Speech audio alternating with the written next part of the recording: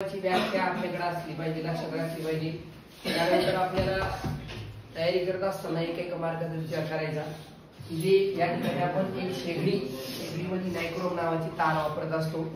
ते ॲलॉय आहे. ॲलॉय म्हणजे काय असतं? ते संमिश्र तयार करत असतो आपण. संमिश्र म्हणजे प्युअर धातूच असतं का? त्याच्यामध्ये आपण वेगवेगळे धातू किंवा धातूचं मिश्रण करून ते तयार करत असतो. घरी आपल्याला जे चमकणारे भांडे आहेत सगळे स्टीलचे, ते एक प्रकारचं संमिश्र आपण वापरतो. तसं नायक्रोम ही जी तार आहे, तर नायक्रोम ही जी तार आपण वापरतो, ही तार या ठिकाणी एक ॲलॉय आहे, ही एक संमिश्र म्हणून तयार केलेलं आहे. त्याच्यानंतर आणखी आपण या ठिकाणी हे नायक्रोमच का वापरायचं? कारण त्याचा रोध खूप जास्त असतो आणि रोध जास्त असल्यामुळे त्या ठिकाणी होतं काय की तिथनं विद्युत धारा जायला वेळ लागतो आणि तिथे जास्त उष्णता त्या ठिकाणी तयार होते. बरोबर आहे?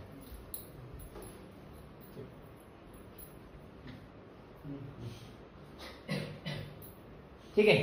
तर हा दुसरी गोष्ट आणखी एक मार्गाचा प्रश्न कोणता करता येईल की या ठिकाणी आपला जो बल्ब आहे, आपल्या घरी आपण जो सूर्य बल्ब वापरतो 10 रुपये 15 रुपयाचा, त्याच्यामध्ये टंगस्टन वायर असते. हा जो बल्ब आहे ना, हा बल्ब ही जी वायर लावली आपण, ही टंगस्टनची वायर. याच्यामध्ये शेगडीमध्ये ही जी कॉईल लावलेली आहे आपण, ही कॉईल कशाची आहे? छोट्या छोट्या गोष्टी आहे, समजून घ्यायचं, पुढे चालायचं. त्याच्यानंतर 1 युनिट विद्युत ऊर्जा म्हणजे काय असतं? तर 1 किलोवॅट तास असतं. काल आपण काही उदाहरण सोडवताना त्याच्यामध्ये काय केलं की किती युनिट किती खर्च आला, इथं किलोवॅट तास मध्ये आपण जर विद्युत ऊर्जा त्या ठिकाणी काढली, तर त्या ठिकाणी आपल्याला काढलं की किती युनिट एनर्जी त्या ठिकाणी यूज केली आणि त्याच्यावरून मग आपण काय रेटला 1 युनिटचा काय खर्च आहे त्या पद्धतीने आपण त्या ठिकाणी खर्च काढतो. ठीक आहे. त्याच्यानंतर आपण या ठिकाणी काय केलं, 2 गोष्टी पाहिल्या. एक असतं, एक याच्यामध्ये बघितलं, एक काय बघितलं होतं आपण? ओव्हरलोडिंग आणि शॉर्ट सर्किट. शॉर्ट सर्किट म्हणजे काय? लघु परिपथन. एकाच वेळी जर ती लाईव्ह वायर म्हणजे काय? विद्युत तार आणि तटस्थ तार म्हणजे न्यूट्रल वायर, हे दोघं जर एकमेकाला टच झाले तर शॉर्ट सर्किट होतं, त्या ठिकाणी लघु परिपथन होतं. आणि एकाच वेळी जर जास्त उपकरण सुरू असली अशा वेळी काय होतं? ओव्हरलोडिंग होती. ओव्हरलोडिंग म्हणजे काय की विद्युत ऊर्जेचा सप्लाय तिकडनं कमी आहे, पुरवठा विद्युत ऊर्जेचा कमी आहे आणि इकडे वापर काय व्हायला लागलेला आहे? जास्त व्हायला लागला. म्हणून त्या ठिकाणी आपण काय म्हणतो? त्या ठिकाणी काय झालं? ओव्हरलोडिंग. अचानक लाईट जाते. कधी कधी आपल्या इन्व्हर्टर मध्ये जर समजा चार्जिंग नसली तर चार्जिंग संपली त्याची, तर त्या ठिकाणी ते बंद पडतं आणि मग परत चालू होतं. त्याचा जो त्याच्यावर आलेला लोड आहे तो कमी करण्यासाठी आपण त्या ठिकाणी काय करतो? ते त्याचा सप्लाय कमी होत जातो, बंद होऊन जातो. तसं त्या ठिकाणी ओव्हरलोडिंग मध्ये काय केलं जातं? तर आपण हे जे फ्यूज बघितले, फ्यूज, या फ्यूज मधली तार जी असते ती तार मेल्ट होऊन जाते. या ठिकाणी हिटिंग इफेक्ट आपण वापरलेला आहे, औष्णिक परिणाम वापरलेला आहे. ठीक आहे. आता आपण पुढे जाऊया. दुसरा परिणाम आहे आपला. दुसरा कोणता परिणाम आहे? Magnetic effect of electric. जर एखाद्या वाहकातून, एखाद्या कंडक्टर मधून काय झालं बर का, हे आपल्याकडे जी तार असते घरी आपण जी वापरतो, ती समजा ही तार आहे. या तारेतून ज्यावेळी करंट जातं, विद्युत धारा जाते, याच्या भोवती काय काय होत असतं? चुंबकीय क्षेत्र. हेच आपला magnetic effect of electric current. एखाद्या वाहक तारेतून काय केलं? विद्युत धारा गेली, इलेक्ट्रिक करंट फ्लो झालं, त्यावेळी तिथे काय तयार होतं? मॅग्नेटिक फील्ड तयार होते, चुंबकीय क्षेत्र तयार होते. हा प्रयोग मी नाही केला, हा प्रयोग मी तुम्हाला सांगतोय. कोणी केला मग हा केला एका शास्त्रज्ञाने, त्याचं नाव होतं हान्स क्रिश्चियन ओरस्टेड. त्या ओरस्टेडनं काय केलं? यांना प्रयोगाला सिद्ध करून दाखवलं की जर एखाद्या वाहकातून विद्युत धारा जात असेल त्याच्यावरती काय तयार होतं? चुंबकीय क्षेत्र तयार होतं. काय तयार होतं? कशामुळं? त्याच्यातून त्या कंडक्टर मधून काय झालं? विद्युत करंट गेलं, इलेक्ट्रिक करंट गेलं, विद्युत धारा गेली, धारा विद्युत गेली, विद्युतची धारा गेली, इलेक्ट्रॉनचा प्रवाह गेला, प्रभार घेऊन गेला. त्याच्यामुळे काय होतं? चुंबकीय एखादं चिटकतं पहा. ओके. चिटकण्याचं कारण काय? त्या ठिकाणी त्याच्या शरीरामध्ये विद्युत प्रवाह चालू झाला. तो प्रवाह चालू झाला तो जमिनीत गेला असा येऊ.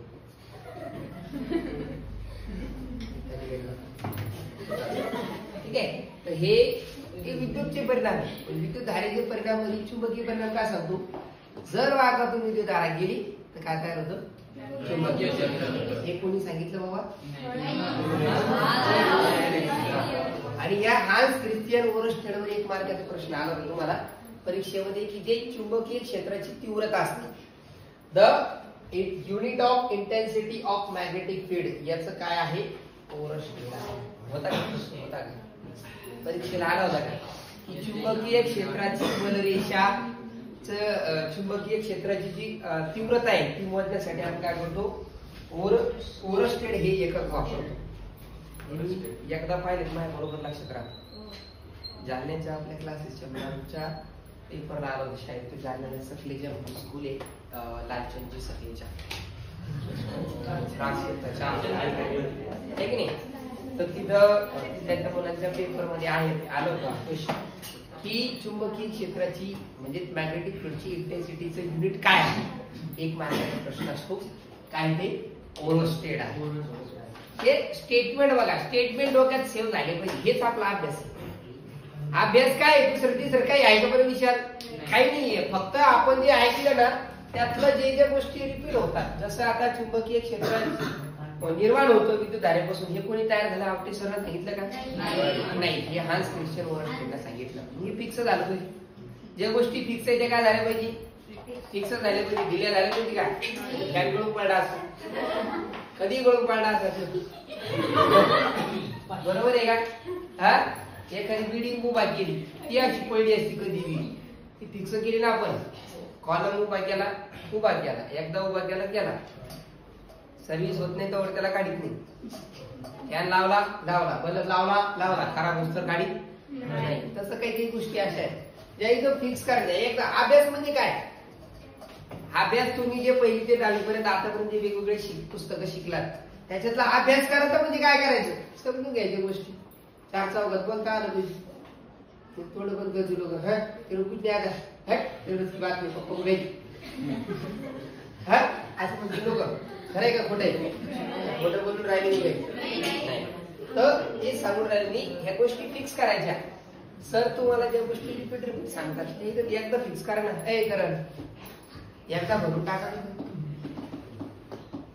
उदाहरण भरायला नाही, हे भरायला फक्त पोट भरायला काय नाही, आयुष्याची शिकून त्याच्याकरता काय करायचं, घ्यायला काय हरकत. एकदा किती वेळा विचारलं जातं, किती वेळा सांगतात, ते एकदा घ्यायचं, किती वेळा, एक बार घ्यायचं, किती वेळा घ्यायचं, ही गोष्ट एकदाच छापायची, जास्त वेळा छापायची काही गरज नाही. बरं प्रतीक्षा आहे, एकदाच छापायचं. ते मनात एकदा बसलं ना, एकदा बसलं की नंतर आपल्याला काही कुठल्याही गोष्टीचा विचार करायची गरज पडत नाही. ठीक आहे. या ठिकाणी आपण काय काय शिकलो, आपल्याला आपण पाहिलं या ठिकाणी हान्स क्रिस्टियन ओरस्टेडने सांगितलं की when a current passes through a metal wire, the magnetic needle where near the wire turns through a certain angle.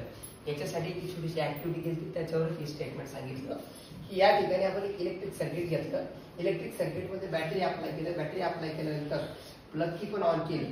तर त्या ठिकाणी प्लग की ऑन केल्यामुळे जे कंडक्टर आहे ते वायर याच्यातून जातं इलेक्ट्रिक करंट, आणि त्याच्यामध्ये आपण काय केलं, मॅग्नेटिक निडल लावलं.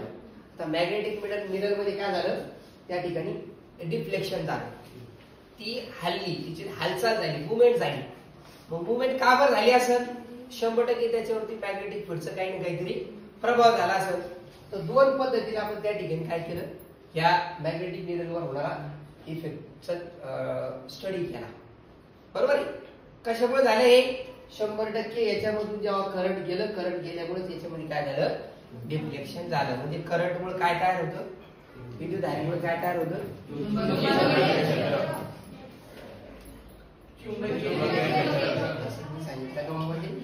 नाही. त्याच्यावर आधारित स्टेटमेंट या माणसात दिला. आणि हे बघा, विद्युत धारेच्या दिशेनुसार चुंबकीय क्षेत्राची दिशा पण बदलते. त्याच्यासाठी आपण याच्यात विद्युत धारेची दिशा बदलून पाहिजे. ज्यावेळी तुमची ए कडून बी कडे विद्युत धारा चालली होती, तर जी ए बाजू येते, ए बाजूवर अगोदर बदला.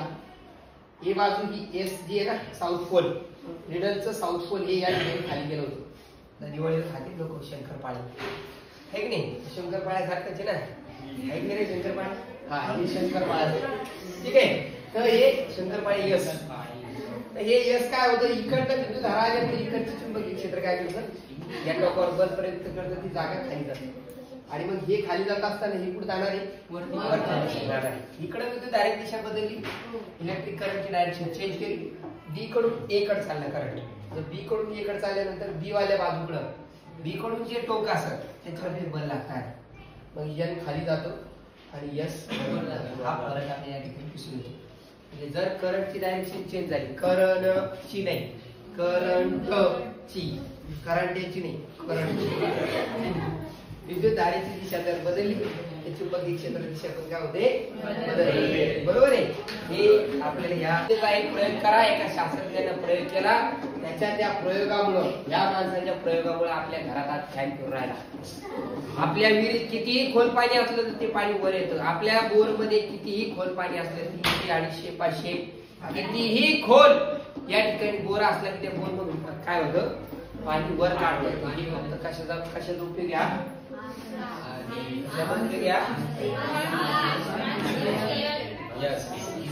फक्त कशामुळे शक्य झालेले, यांच्या प्रयोगामुळे शक्य झालेले की जर विद्युत धारा एखाद्या वाहकातून गेली त्या ठिकाणी काय तयार होतं, चुंबकीय क्षेत्र तयार होतं.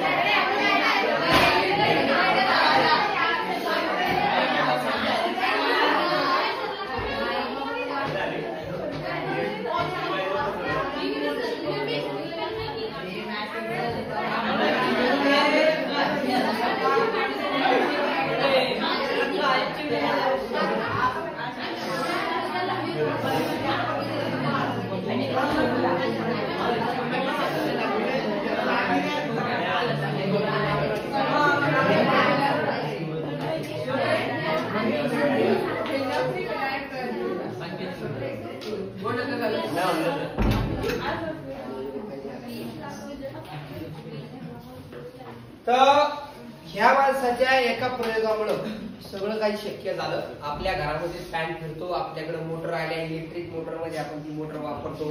किंवा ज्या ज्या ठिकाणी आपण रोलिंग पार्ट तयार केले, विद्युत धारेवर आधारित रोलिंग पार्ट म्हणजे फिरणारे भाग झाले, तर त्या ठिकाणी आपण काय केलेलं आहे, ह्या प्रयोगाचा वापर केलेला आहे. तो प्रयोग आपल्याला कळायला पाहिजे. आपण याचा आणखी चांगल्या चांगल्या ठिकाणी उपयोग करू शकतो. ठीक आहे. तर ह्या क्रिश्चियन ओरस्टेडचा हा लक्षात ठेवा. जरी त्यांनी सांगितलं की जर एखाद्या वाहकातून विद्युत धारा गेली, करंट गेलं, एखाद्या कंडक्टर मधून जर करंट फ्लो झालं, त्याच्यामध्ये काय तयार होतं, मॅग्नेटिक फील्ड तयार होतं. आता मला सांगा, या ठिकाणी जर ज्यावेळी विद्युत धारा गेली तर ह्या कंडक्टरच्या मॅग्नेटिक फील्ड कुठे जास्त असेल, जवळ जास्त असेल का लांब जास्त असेल? म्हणजे तुम्ही जर एखाद्या कंडक्टर पासून जसं लांब लांब गेले तर मॅग्नेटिक फील्डची इंटेन्सिटी काय होत जाईल, चुंबकीय क्षेत्राची जी तीव्रता आहे ती काय होत जाईल, कमी कमी होत जाईल. जवळ आल्यावर काय होईल, वाढत जाईल. सोपं नियम, तेच आपल्याला त्यांनी सांगितलं. आणि याच्यावर आधारित एक आपण एक ऍक्टिव्हिटी केली होती. या ठिकाणी एक कॉपर वायर घेतली, ठीक जाड कॉपर वायर घेतली. हा एक काय कार्डबोर्ड घेतला, असं फ्लॅट लावून त्याच्यामध्ये बाजूला आपण काय केलं, असं एक कॉपर वायर टाकलं त्याच्यामध्ये रॉड, आणि त्याला करंट जॉईन केलं. पण करंट जॉईन करायच्या अगोदर याच्यावरती ह्या फ्लॅट कार्डवरती काय केलं, आपण चुरा घेतला, पीसेस घेतले, कशाचे, आयर्नचे, लोखंडाचा चुरा घेतला, तो टाकला आणि नंतर काय केलं, तो पसरून दिला. असा पसरल्यानंतर काय झालं, आपण जेव्हा करंट फ्लो केलं, विद्युत धारा त्याची पाठवली, त्या ठिकाणी काय तयार झाली, अशी गोल गोल गोल गोल वर्तुळ तयार झाली. हे जे वर्तुळ तयार झाले, सर्कल तयार झाली, हे सर्कल आपल्याला काय सांगतात, या ठिकाणी या प्रमाणामध्ये मॅग्नेटिक फील्डची काय आहे, इंटेन्सिटी आहे. जर स्मॉल सर्कल असेल तर इथं इंटेन्सिटी कशी असेल, तीव्रता कशी असणे, इथं जास्त असणार आहे. जर मोठे मोठे लांब लांब सर्कल आहेत या ठिकाणी, इकडं कमी कमी, आणि जे सर्कल आहेत ते थोडे असे लांब लांब लांब लांब जातात, दूर दूर जातात. का, कारण तिथं मॅग्नेटिक फील्डची इंटेन्सिटी कमी कमी होत जाते. बरोबर आहे. हे आपण या प्रयोगावरून शिकलेलो आहोत. ठीक आहे. याच्यावर आधारित आपल्याला रूल सांगितलेला आहे, त्या रूलचं नाव आहे राईट हँड थंबचा रूल. राईट हँड थंबचा रूल काय आहे? आपण सगळ्यांनी पेन घ्यायचा हातामध्ये, असा पेन घ्यायचा, काही बोलायचं नाही, तोंड बंद करायचं. बाबू ए बाबू मला दिसतंय तू बोलताना. हा, तर एक आपण काय केलं या ठिकाणी, एक ठीक आहे, एक कंडक्टर घेतला आपल्या हातामध्ये. काय सांगतो तो रूल आपल्याला? हा लॉक कशासाठी आहे बघायचा आहे, त्यासाठी महत्वाचा हा काय का, हा रूल कशासाठी महत्वाचा आहे? Finding out the direction of magnetic field produced by the current flowing through the electric conductor. कुठल्याही वाहकातून विद्युत धारा गेल्यानंतर त्याच्या भोवती जी चुंबकीय क्षेत्र तयार होतो त्याची दिशा कशी असणार, कशी असणार त्याची दिशा सांगण्यासाठी आपल्याला हा नियम आहे. कोणता नियम तो? राईट हँड थंबचा नियम, उजव्या हाताच्या अंगठ्याचा नियम. बसू द्या लोकायला, कोण लोकांना गोत्र जाऊ राहिले, जमतच नाही टोचल्याशिवाय आम्हाला हेच करायचं. माणसंच आहे ना, जानवर आहे. ठीक आहे, तर आपण एक काय सांगितलं त्या ठिकाणी आपल्याला, imagine that you have held the conductor in your right hand in a such a way that your thumb points in the direction of the current. कल्पना करायची की आपल्या हातामध्ये काय आहे, एक सरळ वाहक आहे आणि अंगठा हा कशाच्या दिशेत आहे, अंगठा हा कशा दिशेत आहे, दिशा. हे बघा, इलेक्ट्रिक करंट इकडे चाललंय, अंगठा सांगतो इकडे चाललंय, असं पुढे चाललं करंट, असं केलं असं केलं तर इकडे चाललं. डोंट लाभ. शिकत असताना हसायचं नाही, पण हसत असताना शिकत नसतं. ते हसण्यात एक विनोदी, इथं काही कलाकारी चालू नाही, हा इथं काही कलाकार नाटक नाही किंवा जादूगार नाही इथं कोणी, इथं काही एखादा नाटककार नाही, तो नाटक करून राहिला. शिकता शिकता नाटक करता करता शिकायला पाहिजे, शिकत शिकत आणि नाटक करतो हे गलत आहे.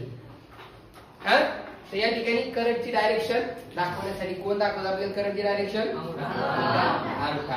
म्हणजे अंगठ्याचा नियम, तर्जनीचं नाही, मधल्या बोटाचं नाही, अनामिकेचं नाही, करंगळीचं पण नाही, कळलं का? ना करंगळीचं आहे स्मॉल फिंगरचा, ना अनामिकेचं आहे, ना मिडल फिंगरचा आहे, ना इंडेक्स फिंगरचा आहे, ना थंबचा आहे, थंबच.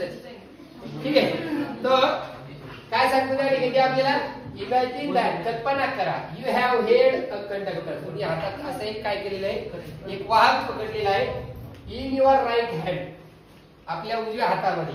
कसा? In a such a way that your thumb points in the direction of current. आपला थंब कोणाची डायरेक्शन दाखवतो भाऊ? विद्युत धारेची दिशा दाखवतो. काळची दिशा दाखवतो विद्युत धारेची. Turn your fingers around the conductor. आता अंगठा जर आपला काय करतो, विद्युत धारेची दिशा दाखवतोय, तर हे बोट आपण काय करायचे, त्या वाहकाच्या भोवती असे गुंडाळून करा बरं, असं गुंडाळायचे. आपण एक वाहक घेतला आपल्या हातात, पेन जो तो वाहक एक प्रकारचा कंडक्टर करंट जातो. तर थंब आपण काय केला, त्या थंब असा दाखवला की तो डायरेक्शन ऑफ करंटच्या याच्यामध्ये आहे, आणि ते फिंगर जे आहेत आपण ते टर्न करायचे. बोट गुंडाळले, आपण वाहकाभोवती काय केले, बोट गुंडाळले. बोट कशाची दिशा दाखवत असेल? The direction of the finger is in the direction of magnetic line. Right hand thumb आपल्याला काय सांगतो की जर जर थंब हा डायरेक्शन दाखवतो कशाची, इलेक्ट्रिक करंट, अंगठा हा विद्युत धारेच्या दिशेत असेल, तर लपेटलेली बोट काय करतात, आपली बोट काय करतात, डायरेक्ट चुंबकीय क्षेत्रात. हे बघा, बोट अशी आहेत ना, तर चुंबकीय बलरेषा अशा. जर तुम्ही अशा पद्धतीने केले, समजो या ठिकाणी असं केलं, असं केलं तुम्ही, ठीक आहे, असं केल्यानंतर एक मिनिट दुसरं पेन घ्या, ठीक आहे. या पद्धतीने केल्यानंतर जर थंब हा इलेक्ट्रिक करंटची डायरेक्शन दाखवतोय, की फिंगर जे आपण अशी गुंडाळी केला अशी, तर मॅग्नेटिक फील्ड तुमची कशी असणार आहे, क्लॉकवाईज. तुमच्यासाठी अँटी क्लॉकवाईज, माझ्यासाठी क्लॉकवाईज डायरेक्शन मध्ये असणार आहे. हा, हे फिंगर्स इकडे जर जात असेल, इकडे जर जात असेल इकडं, तर अशा पद्धतीने मॅग्नेटिक लाईन फोर्स. इकडे जर जात असेल मॅग्नेटिक लाईन ऑफ फोर्स अशी असते. ठीक है, ये बघा फिंगर्स. करंट इधर जा रहा है, मैग्नेटिक लाइन ऑफ फोर्स इस तरह से, इस तरह से इकडे करंट चाललं या पद्धतीने. ही फिंगर आपण अशी गुंडाळलेली, अशी अशी आहेत का, ऐशी आहे की ऐशी मॅग्नेटिक फोर्स असं असतं. ठीक आहे, होईल लॉलन होईल एवढा अंडरलाईन करून घ्यायचं, पुढे जायचं. आता याच्यानंतर इथं काय केलं आपण, एका स्ट्रेट कंडक्टर मधून गेल्यानंतर एखाद्या सरळ वाहकातून गेल्यानंतर चुंबकीय बल रेषा कशी असते हे आपण पाहिलं. आता हा वाहक काय करायचा, गोल करायचा, त्याची बाहुली तयार करायची, गोल करायचा, वर्तुळ तयार करायचं आणि मग त्याच्यात मॅग्नेटिक लाईन ऑफ फोर्स कसं तयार होतं ते आपण बघायचं. त्याच्यातल्या चुंबकीय बल रेषा कशा असतात हे आपण पाहू. लक्षात द्यायचं. ठीक आहे, त्यासाठी आपण काय केलं, या ठिकाणी अगोदर जो सरळ वाहक होता त्याला काय केलं, असं वाकवलं, असं वाकवलं आणि वाकवल्यानंतर असं वाकवलं आणि वाकवून त्या ठिकाणी सेम अगोदरच्या सारखीच ऍक्टिव्हिटी करायची. तिथं पण एक कार्डबोर्ड लावायचा, त्याच्यावरती पण आपण ते लोखंडाचा चुरा टाकणार आहे की नाही. आणि तो टाकल्यानंतर आपण काय करायचं, त्याचे 2 पॉईंट घेतले त्या कंडक्टरची, पी आणि क्यू. असे खूप मोठे पॉईंट त्या कंडक्टरवरती, त्या वाहकावरती खूप मोठे बिंदू आहेत. तर आपण पी आणि क्यू जवळ कशा पद्धतीने चुंबकीय बल रेषा तयार होतात ते आपण पाहिलं. या ठिकाणी बघा कशी वर्तुळ तयार होतात. बघा पी जवळ तयार झालं अशा प्रकारचे वर्तुळ, सर्कल्स तयार झाले. आणि ही जी डायरेक्शन आहे ही अशी आहे, म्हणजे बोट अशी फिरली आहे. डायरेक्शन, करंटची डायरेक्शन कशी असणार आहे, बघा करंटची डायरेक्शन पुढे आणि त्या पुढे बघा आणि इकडे बघा तुम्ही कसं तयार व्हायला लागले. इकडे असं आहे बघा, असं तर करंट पुढे झाला बघा खाली, म्हणजे लॉ फॉलो केला जातो. Every time the law must be followed by the concepts. तो जो कायदा आहे, रूल आहे, तो नियम आहे, तो फॉलो केला जातो. ठीक आहे, तर या ठिकाणी आपल्याला काय होतेच आहे, प्रत्येक बिंदू जवळ अशा प्रकारच्या चुंबकीय बल रेषा तयार होणार. मग विचार करा, ह्याच्यावरती जेवढे पण बिंदू असणार तिथं प्रत्येक ठिकाणी अशाच स्वरूपामध्ये काय होणार आहे, चुंबकीय बल रेषा तयार होणार आहे. म्हणजे त्या ठिकाणी चुंबकीय क्षेत्र सारख्या प्रमाणात असणार आहे. मध्यभागी तुम्हाला एक लाईन दिसते बघा, अशी सरळ लाईन. ही सरळ लाईन काय सांगते, इथं समान प्रमाणात चुंबकीय क्षेत्र आहे, सेम प्रोपोर्शन त्या ठिकाणी काय आहे, मॅग्नेटिक फील्ड त्या ठिकाणी तयार झालेली आहे. ही मध्यभागची लाईन आहे. इकडनं तेवढं पूर्ण याच्यावर कसं आहे ना, सगळ्या बिंदू जवळ चुंबकीय बल रेषा सारखीच असणार आहे. हे फक्त आपल्याला पी आणि क्यू च्या जवळचं सांगितलंय, बरोबर आहे. बाकी सगळ्या बिंदू जवळ अशा प्रकारे काय असणार आहे, चुंबकीय क्षेत्र त्या ठिकाणी निर्माण होणार. बरोबर आहे, हा हे झालं आपलं. ठीक आहे, याच्यामध्ये या ठिकाणी आपल्याला ते सांगितलंय की as we go toward the centre of the loop of wire become the beak that it's can be straight line. आपण जेव्हा सेंटरकडे गेलो, सेंटरकडे जात असताना एवढं मोठं चुंबकीय सर्कल तयार होईल, त्या ठिकाणी वर्तुळ तयार होईल की ते आपण सरळ रेषेनं दाखवू शकतो. याच्यामध्ये ते आपल्याला मॅग्नेटिक लाईन दाखवल्या, चुंबकीय बल रेषा दाखवल्या, त्या फक्त पॉइंट पी आणि क्यू जवळच्या आहे.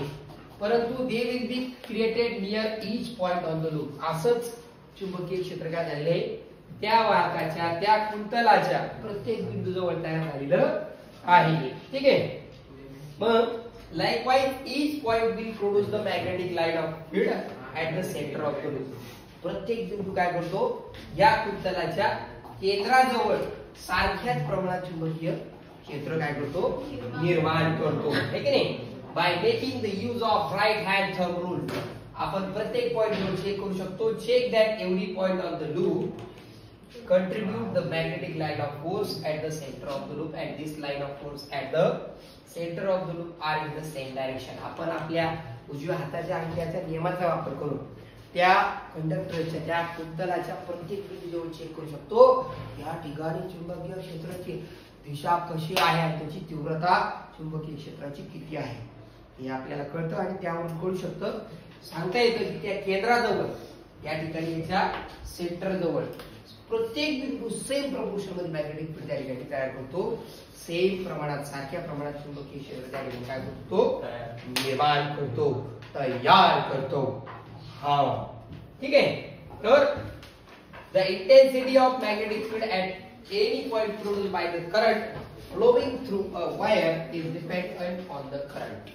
बघा प्रत्येक बिंदूजवळ किती चुंबकीय क्षेत्र निर्माण होणार आहे ते कशावर अवलंबून आहे?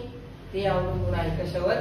करंटवर. किती करंट पाठवायला लागले ती विद्युत धारा किती पाठवायला लागले, जेवढी जास्त विद्युत धारा जाणार तेवढं जास्त त्या ठिकाणी चुंबकीय क्षेत्र तयार होतं. कोण म्हणलं इथं येईल बाबा? आपण मनावर काही हुकी घुमीत नाही, आपण मनावर विश्वास ठेवतो बघ, असेल तेवढी जास्त काय होतं त्या ठिकाणी चुंबकीय क्षेत्र तयार होत असतं.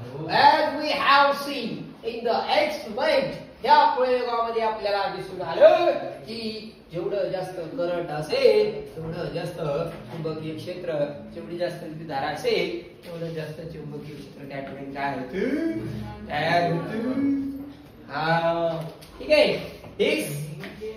This means that there are n turns in the loop. असे जर जास्त येडे घेतले आपण, एका येड्यामध्ये समजा 1 युनिट चुंबकीय क्षेत्र, 1 युनिट 1 ओव्हरस्टेड चुंबकीय क्षेत्र तयार होत असतं. मग जर असे n वेळे घेतले, मग n टाइम मध्ये n ओव्हरस्टेड मध्ये त्या ठिकाणी काय होईल? चुंबकीय क्षेत्र तयार होईल. खरंय का खोटंय? खरंय. खरंय हो, खरंय बाई, खरंय. जर एका येड्यामध्ये 1 युनिट चुंबकीय क्षेत्र तयार होतं, 1 ओव्हरस्टेड चुंबकीय क्षेत्र तयार होत असेल, अशी 1000 येडे घेतल्यावर 1000 ओव्हरस्टेड त्या ठिकाणी काय होईल? चुंबकीय क्षेत्र तयार. These all things are depending on the turns of the loop. दोघांवर पण अवलंबून आहे. चुंबकीय क्षेत्र तयार करत असेल तर विद्युत धारा पण जास्त पाहिजे, आणि दुसरी गोष्ट जर वाहकाची येटोळे जर जास्त घेतली, जिलाबीची येडे जर जास्त घेतली, जास्त गोड लागेल, पोट भरत करायची जिलाबी, हे की नाही? तर हे आपल्याला कळेल. ठीक आहे. So the magnetic field n times the produced by a single loop will be created. एका कुंडलामध्ये जेवढं जास्त, एका कुंडलामध्ये, कुंडल काळी कुंडल धार, हे की नाही? कुंडल, एक कुंडल जे असेल, एक लूप असेल, एका लूप मध्ये किती चुंबकीय क्षेत्र तयार होतं? जेवढे जास्त आपण वेटोळे घेतले, जास्त कुंडल घेतले, तेवढं जास्त काय होणार त्या ठिकाणी? चुंबकीय क्षेत्र तयार होणार आहे. आपल्याला कळलं. जर आपण करंट वाढवलं, विद्युत धारा वाढवली तर चुंबकीय क्षेत्राची तीव्रता वाढते. दुसरी गोष्ट, कुंतल पण वाढवले, कुंडल वाढवले, जास्त वेटोळे घेतल्या. आता ते वेटोळे आपण या ठिकाणी तयार केलेले पहा, त्याला आपण म्हणतो त्या ठिकाणी सोलेनॉइड. असं एक स्प्रिंग तयार केली. काय तयार केली बेटा? स्प्रिंग. सोलेनॉइड आपण या ठिकाणी तयार केलं. सोलेनॉइड कसं असतं? तर त्या ठिकाणी कसं असतं? सोलेनॉइडची डेफिनेशन काय आहे? सोलेनॉइड कशाला म्हणतात? When a copper wire with a resistive coating is wound in a chain of loops, it is called a solenoid. एक तांब्याची तार, त्याच्या तांब्याच्या तारेला वरून काय आहे? कोटिंग आहे, रेझिस्टिव्ह कोटिंग आहे. त्याला हात लावल्यावर करंट लागत नाही, त्याच्या आतून करंट जातं, पण हात लावल्यावर करंट लागत नाही. जसं आपण वायर असतं की नाही, या वायरला आपण प्लास्टिकची कोटिंग असते. ती जी कॉपर वायर ती एकदम बारीक असते, त्याच्यावरती सुद्धा काय असतं? कोटिंग असतं. ज्यावेळी मोटर जळती म्हणजे नेमकं काय होतं? तर जे कॉपर वायर आहे त्या कॉपर वायरवरती सगळी कोटिंग निघून जाते सगळ्या, मग ते सगळ्या वायर एकमेकाला चिटकतात, मग ते शॉर्ट सर्किट होते. बरोबर आहे? मग त्याच्यामुळे मोटर धुपण आणते.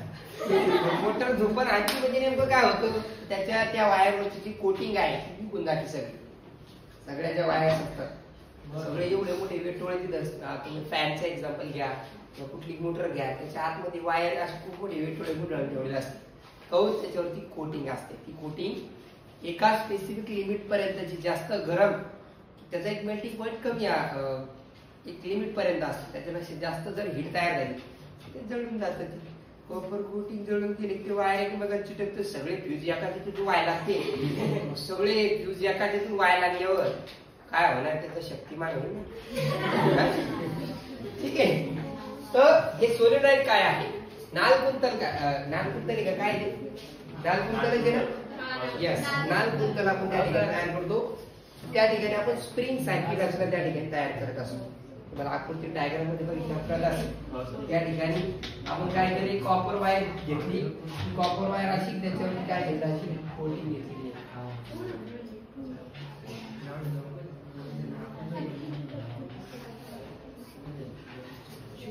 बॅटरी लावली, बॅटरी एक सेलने लावली आणि एक सेल लावलेली. एक सिंगल सेल जर असेल ते फक्त असं असतं, असं असतं प्लस आणि मायनस. ठीक आहे, ठीक नाही. परंतु या ठिकाणी काय झालेलं आहे, जास्त प्लस आणि मायनस घेतले म्हणजे 3 सेल लावलेले आहेत. त्या 3 सेल पासून एक बॅटरी तयार केली. बरोबर आहे. या ठिकाणी काय करायचं त्याला, या सोलेनॉइड म्हणजे काय ते आपण समजून घेतलं. या ठिकाणी काय असतं सोलेनॉइड, कॉपर वायरचं, तांब्याच्या तारेचं विद्युतरोधक त्याच्यावरती आवरण असलेलं काय करतो आपण, एक साखळी तयार करतो, एक शृंखला तयार करतो. याला काय म्हटले, नाल म्हटले. आता याच्यामध्ये आपण चुंबकीय क्षेत्र कसं तयार होते आपण बघितलं. करंट फ्लो केला त्याच्यामध्ये, विद्युत धारा पाठवली. त्या ठिकाणी बघा हे एस ध्रुव तयार झालं, हे एन ध्रुव तयार झालं. चुंबकीय बलरेषेच्या दिशेनुसार ठरवता येतं. चुंबकीय बलरेषेची दिशा कुठून कुठे आहे त्यानुसार कोणतं टोक एन आहे, कोणतं टोक एस आहे. एन टोक कोणतं येतं, एक गोष्ट लक्षात ठेवा, एन कडून कधी पण चुंबकीय बलरेषा पुढे जात असतात, एस कडे जात असतात. या ठिकाणी बघा इकडनं विद्युत धारा निघाली अशी इकडे आहे, दिशा पाकून इकडे एन कडून एस कडे, एन कडून एन कडून एन कडून कोणाकडे एस कडे, एन कडून एस कडे, एन कडून एस कडे, एन कडून एस कडे, एन कडून एस कडे. ठीक आहे. तर चुंबकीय बलरेषा बघा या पद्धतीने. ठीक आहे, इकडे पण पहा एन कडून एस कडे, एन कडून एस कडे, नॉर्थ कडून साऊथ, उत्तरेकडून दक्षिणेकडे. ठीक आहे. आणि मध्यभागी जे लाईन आहे त्या पॅरलल लाईन दिसून येऊ राहिल्या आपल्याला. पॅरलल लाईन म्हणजे काय, इथं सेम अमाऊंट मध्ये एक मॅग्नेटिक फील्ड आहे असं आपल्याला दिसून येतं. सारख्या प्रमाणात चुंबकीय बलरेषा त्या ठिकाणी बलरेषा कशा असतात माहिती ना. एक जे पट्टी चुंबक असतं का, पट्टी चुंबक, त्या पट्टी चुंबकामध्ये सुद्धा अशा प्रकारच्या चुंबकीय बलरेषा असतात.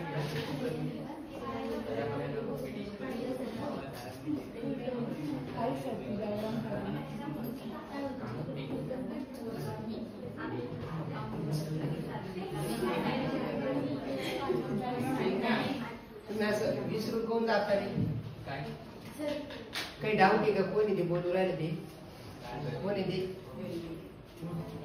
येडवर्ड, कोणी ते येडवर्ड, येडवर्ड तो काही डाऊट असेल तर मला विचार, मी सांगते तुम्हाला, त्याच्या कानात काय उत्तर राहिला. हे जे चुंबकीय बलरेषा आहेत ह्या पट्टी चुंबकामध्ये जसे चुंबकीय बलरेषा आहेत अशा चुंबकीय बलरेषा आपल्याला काय करता येतात, नाल कुंतलाचा वापर करून तयार करतात. म्हणजे जर आपल्याकडे पट्टी चुंबक नसेल तरी पण आपण चुंबकीय क्षेत्र काय करू शकतो त्या ठिकाणी तयार करू शकतो. We can prepare, we can produce a magnetic line of force whenever we don't have any magnet or any bar magnet or any kind of magnet at that time. If we have the current, we have the copper wire, then we can produce a magnetic line of force. आपण काय करू शकतो, चुंबकीय क्षेत्र तयार करू शकतो. जर आपल्याकडे पट्टी चुंबक नसला, लाईन चुंबक आपल्याकडे नसला ना, आपण करू शकतो ते काय, आपल्याकडे काय पाहिजे, करंट पाहिजे, कॉपर वायर पण पाहिजे, बॅटरी पाहिजे, कटर पाहिजे, हे की नाही लागतात आपल्याला. ठीक आहे, आपण करू शकतो. हे याच्यासाठी तर आपण इलेक्ट्रिक करंटचं मॅग्नेटिक फील्डचं इफेक्ट पाहतोय ना, बरोबर ना. Magnetic effect of electric current पाहून राहिला, येणे लागले का आपल्याला. ठीक आहे, तर हे या ठिकाणी आपल्याला लक्षात येतं की जे प्रॉपर्टीज बार मॅग्नेट मध्ये असणाऱ्या मॅग्नेटिक लाईन ऑफ फोर्स मध्ये आहेत त्याच प्रॉपर्टीज कशामध्ये कशामध्ये आहे, सोलेनॉइड मध्ये आहे. याच्यात काय काय सांगता आलं म्हणजे आपल्याला, जर ते म्हणजे एक्सप्लेन द सोलेनॉइड तर आपल्या सगळ्यात आधी त्याची डेफिनेशन लिहिता आली पाहिजे. दुसरी गोष्ट डायग्राम काढता आली पाहिजे. डायग्राम काढल्यानंतर त्याच्यामध्ये 2-4 ओळी लिहिता आल्या पाहिजे. या ठिकाणी magnetic line of force are to be seen from the going from north pole to south pole. In between the solenoid we see the parallel magnetic line of force that shows the magnetic intensity of magnetic field is the same in the solenoid, and the properties of magnetic line of force of solenoid are similar as the properties of magnetic line of force of the bar magnet. म्हणजे काय, जे पट्टी चुंबक आहे, पट्टी चुंबकामध्ये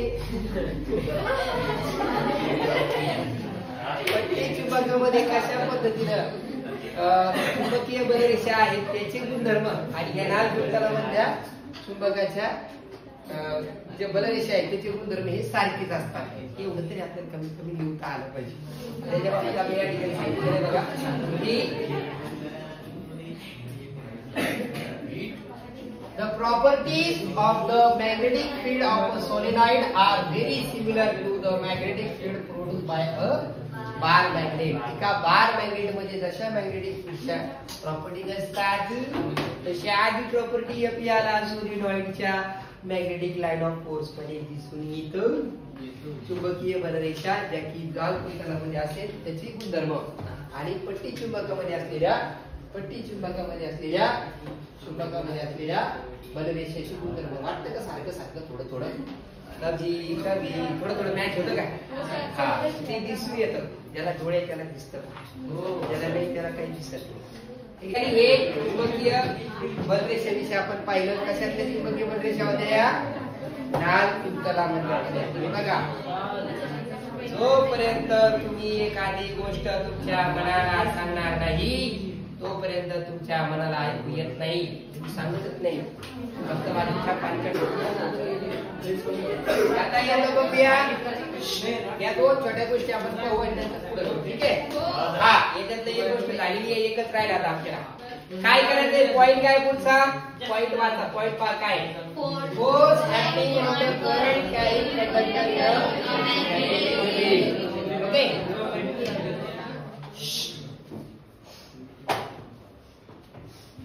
force लागतंय, बल लागतंय. कशावर? जे करंट घेऊन जाते आणि पुढे घेऊन जाते मॅग्नेटिक फील्ड मध्ये. चुंबकीय क्षेत्रामध्ये असणारा एखादा वाहक आहे आणि त्या वाहकातून काय जाते? करंट जाते. आता जे जाताना त्याला गपचीत जायला पाहिजे, ते करंट घेऊन चाललंय. जसं एखादं कुत्र दुसऱ्या गल्लीत जातं, भा करत जात. तसंच नाही, तसंच ऍक्टिव्हिटी आहे. सांगायचं एवढं ते तुम्हाला. एक कंडक्टर आहे, एक वायर आहे, त्याच्यातलं करंट चाललंय आणि त्याला पुढे ठेवलंय चुंबकीय क्षेत्रामध्ये. आता ते चुंबकीय क्षेत्रातून जात असताना म्हणजे जिथं दुसऱ्याची चालती तिथे हे दुसरं आपलं स्वतःची चालू राहिला. याची चालू देत नाही. मग ते काय करते? याचा कार्यक्रम करते. याला म्हणजे नीट जातो कुठू असं नीट वाकडं होऊन जातो का? जर वाकडं होऊन रस्त्याने गेला तर बरं आहे, नाही तर तू कार्यक्रम झाला. तर त्याच्या बाबतीत त्या ठिकाणी सांगितलं आपल्याला की एक कंडक्टर एक वाहक आहे. ते काय करतं? विद्युत धारा घेऊन जातं. मला काय घेऊन जातं? विद्युत धारा घेऊन जातं. पण कशातून घेऊन जातं? चुंबकीय क्षेत्रातून. त्याची तर आपल्याला छोटीशी ऍक्टिव्हिटी दिली बघा. हे आपण डायग्राम आपल्याला कळेल. दोन स्टँड दिसत आहेत का सगळ्यांना? ते स्टँड असं तुमच्याकडे बुक मध्ये तुम्ही टिक करू शकता. स्टँड क्रमांक 1, स्टँड क्रमांक 2. आता स्टँड क्रमांक 1 वर काय केले?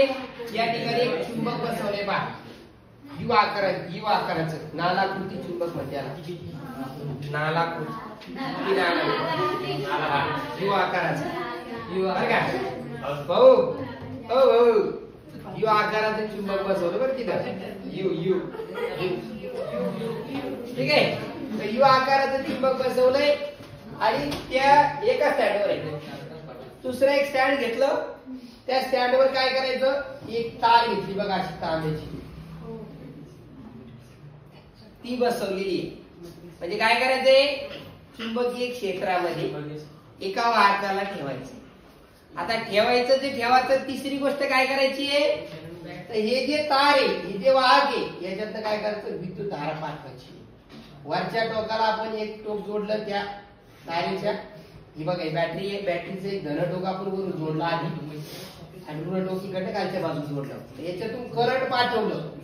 त्याच्यात 3 केसेस आपल्याला सांगितले. इथपर्यंत कळालं सगळ्यांना की एक मॅग्नेटिक फील्ड मध्ये चुंबकीय क्षेत्रामध्ये एका वाहकाला कंडक्टरला ठेवलेला आहे. त्यासाठी 2 स्टँडचा वापर केला. एका स्टँडवर चुंबक, एका स्टँडवरती कंडक्टर ठेवलं.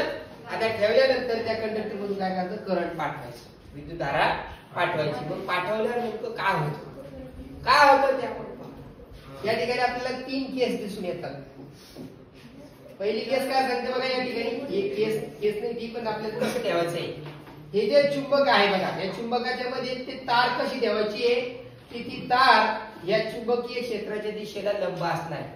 त्याच्यामध्ये एक एन टोक आणि एक एस टोक आहे.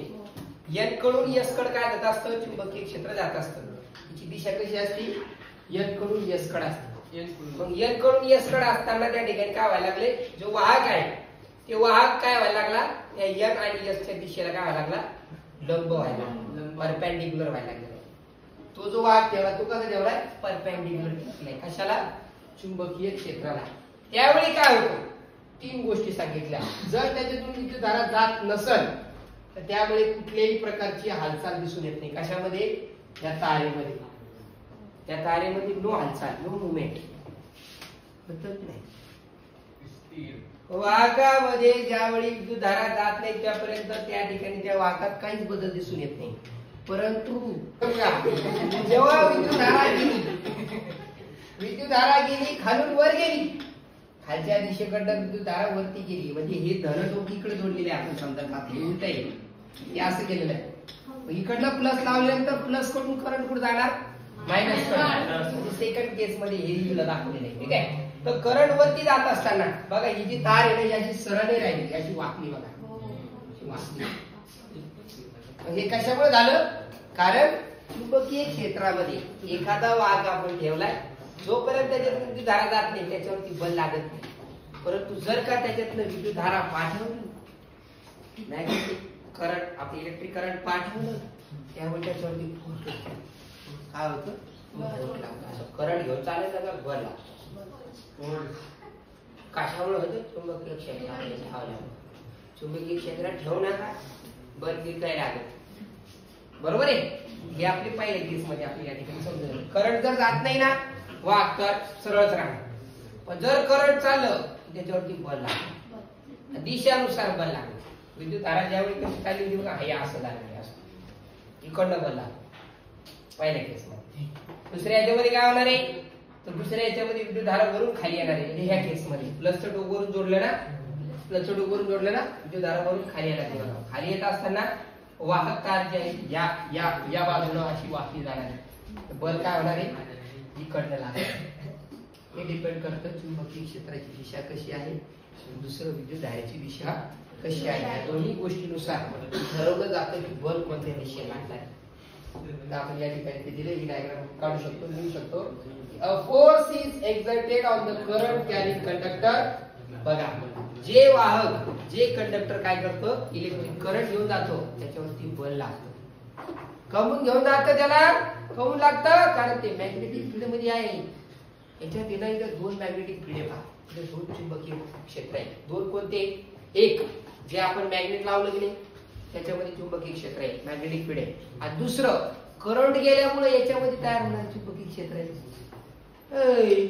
करंट कुठे, एक मॅग्नेट मध्ये असणारे चुंबकीय क्षेत्र आणि दोन ह्या याच्यातलं करंट गेल्यामुळे तयार होतं ना. हाच ख्रिश्चन वर ठेवलं खायचं ना आपल्याला, चुंबकीय क्षेत्र तयार होतं करंट गेल्यावर. त्याच्यामुळे त्या ठिकाणी करंट गेल्यावर तिकडे बल लागायला लागतं. करंट जवळ जात नव्हतं काहीच होत नाही. बरोबर आहे, कळालं सगळ्यांना, हे कळालं. हे जर एखादं कंडक्टर त्यावेळी काय करतं, करंट घेऊन जातं, मॅग्नेटिक फील्ड मधून घेऊन जातं, त्यावेळी त्याच्यावर फोर्स लागतो. जर ते करंट घेत नसेल तर बल लागत नाही त्याच्यावर. हेच सांगितलं आहे. त्या दिवशी सांगितलंय, direction of this force depend on the both direction of current and the direction of magnetic field. Magnetic फील्डची डायरेक्शन कशी आहे आणि करंटची डायरेक्शन कशी आहे, चुंबकीय क्षेत्राची दिशा कशी आहे आणि विद्युतधारेची दिशा कशी आहे, या दोन गोष्टी ठरवतात की त्या वाहकावरती बल कोणत्या दिशेने लावणार आहे. इकडून लागणार आहे का इकडून लागणार आहे, हे दोन गोष्टीवर अवलंबून आहे. एक काय, डायरेक्शन ऑफ करंट विद्युतधारेची दिशा, आणि दोन डायरेक्शन ऑफ द छोटासा पॉइंट डाव्या हाताचा नियम हा घेतलेला आहे आपण, है की नाही. थोडासा घेतलेला आहे ना हा. हे फॅक्ट डाव्या हाताचा नियम, पण कोणाचा अवघेसरच्या नाही. परीक्षेला विचारल्या होत्या नियम घ्या, ठीक आहे. आता याच्या आधी ते झालं ते उजव्या हाताच्या अंगठ्याचा नियम होता भाऊ. आता हे काय, डाव्या हाताच्या फ्लेमिंगचा नियम. याच्यात काय केलंय, तीन दिशा सांगितल्यात बघा. डाव्या हाताची 3 बोटं कोणकोणती दिसतात तुम्हाला?